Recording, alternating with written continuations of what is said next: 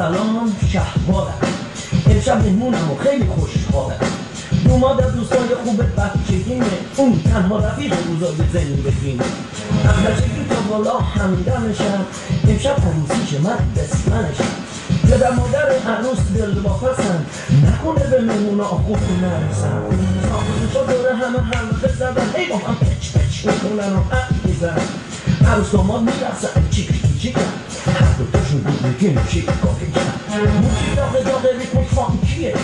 بزا برم ببینم اون کس کیه و بلگت سیلویت و مانتیکه Excuse me آقا رو صورتتون جای مانتیکه مانتیکه؟ Oh my